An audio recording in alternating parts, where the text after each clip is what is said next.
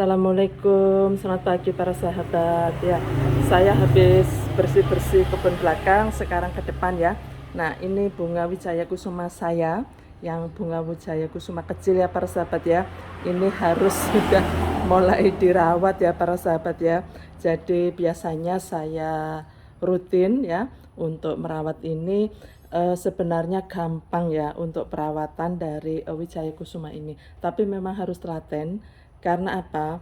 Ini kalau itu daun-daunnya itu kering seperti ini tidak bisa dicabut pakai tangan, pakai gunting biasa. Kadang-kadang juga enggak ini ya, enggak bisa begitu. Jadi harus pakai pakai apa? Pakai gunting dahan seperti ini para sahabat.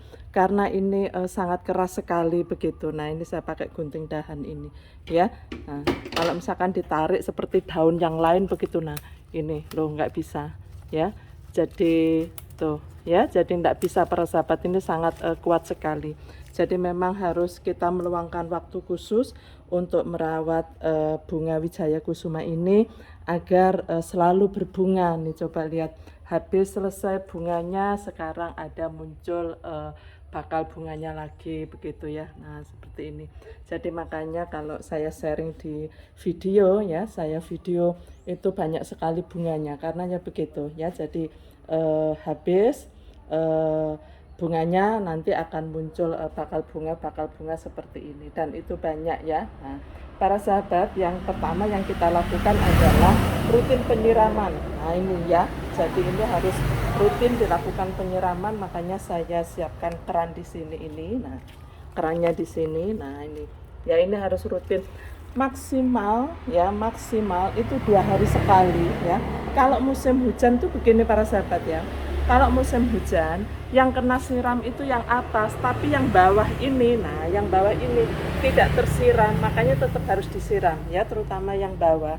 Dan jangan takut untuk busuk ya, jadi tetap kita bisa menyiram ya jika pada musim hujan ya, supaya tetap bagus seperti ini kalau dijadikan pagar ya para sahabat ya. Nah, ini sudah habis saya bersihkan yang ini ya, jadi kelihatannya agak botak ya, agak gundul ya karena saya ambilnya, tapi nanti seminggu gitu akan tumbuh tunas baru begitu.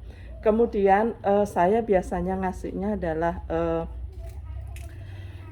kompos ya, jadi penyiraman, terus kemudian yang kompos ya, jangan lupa. Nah, untuk yang bagian atas biasanya melengkung seperti ini ya. Nah, melengkung seperti ini para sahabat. Nah, ngasih apa, komposnya itu jangan yang bagian depan sini, tapi bagian belakang sini. Nah, ini yang dikasih kompos. Coba ini saya ambil ya, saya ambil sebentar, saya akan tunjukkan. Nah, beginilah para sahabat tuh ya, jadi cekung di sini ya tuh. Jadi ini yang harus dikasih kompos yang bagian belakang begitu para sahabat ya, karena dia kalah ya,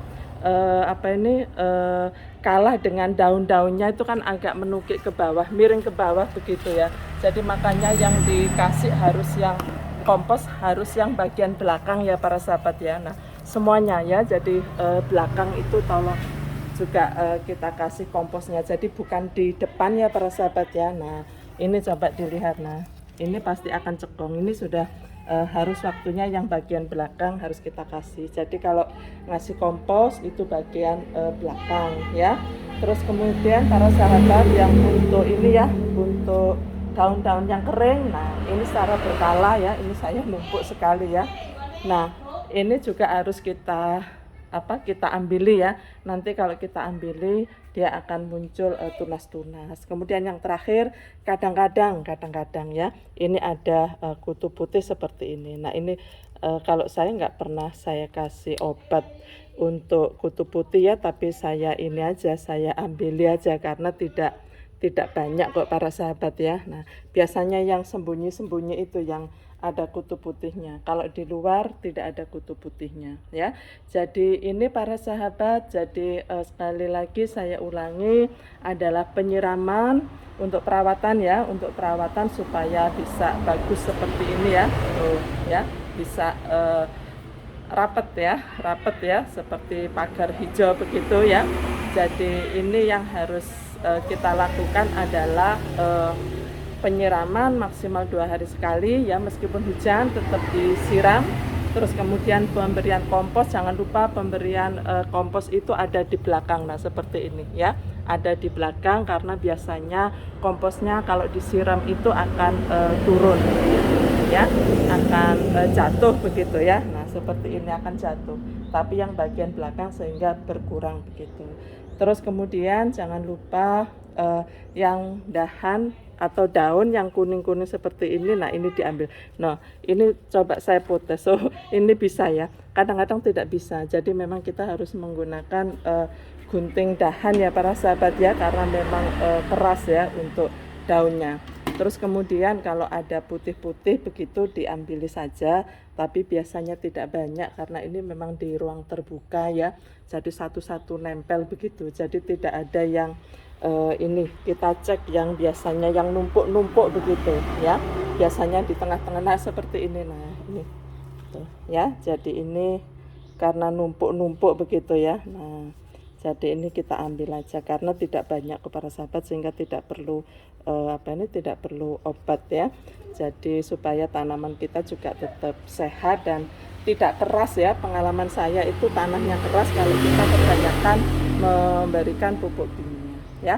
Insya Allah ini akan bunganya akan terus dan lebat para sahabat. Nah ini bisa dilihat ya, setelah berbunga seperti ini, berbunga kemudian muncul lagi, berbunga muncul lagi, dan karena ini juga bunganya banyak ya para sahabat ya, sehingga ini pun juga bunganya nanti juga akan kelihatan banyak begitu ya. Baik para sahabat, ini adalah berbagi saya, semoga bermanfaat. Wabillahi